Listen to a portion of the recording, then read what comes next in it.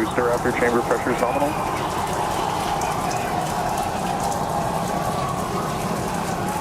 T+33 seconds into the test flight of the inaugural Starship vehicle. Tower cleared, we're into pitch over. Propulsion reports first stage engines nominal. What a sight from the ground cameras at Starbase. We're flying at twice the thrust of the Saturn V heading to space. Acquisition of signal, this is Christie. We're throttled down and throttled back up. Going through the period of maximum aerodynamic pressure.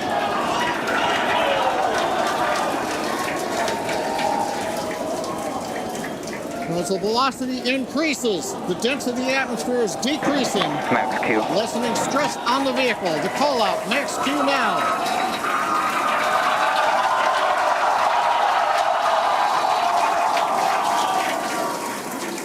Continuing to watch the first stage as we head downrange.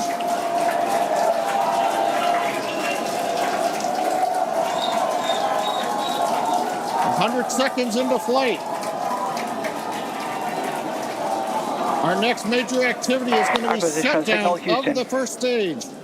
Houston tracking station now acquiring the vehicle. With shutdown, we will get separation of Starship from Super Heavy and ignition of the Starship engines. When Starship separates, we light up 6 engines in a staggered sequence. If all goes well, those 6 engines will burn for almost 6.5 minutes. Onboard view from Starship.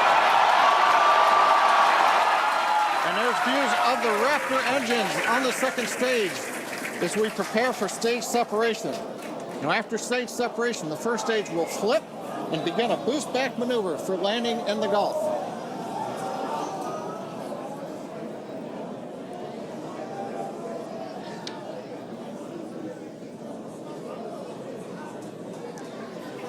Continuing to fly, 2 minutes 40 seconds. Let's get ready for main engine cutoff. Booster engine cutoff. Beginning to flip for stage separation.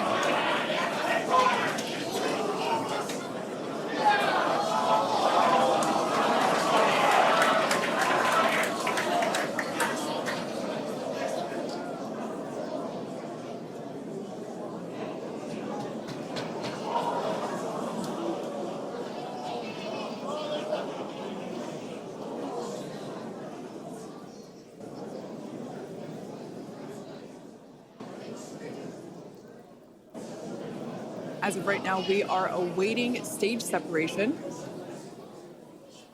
where Starship should separate from the Super Heavy booster.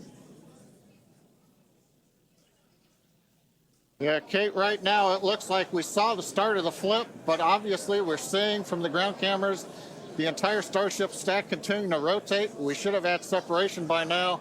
Obviously, this is does not appear to be a nominal situation. Yeah, it does appear to be spinning, but I do want to remind everyone that everything after clearing the tower was icing on the cake.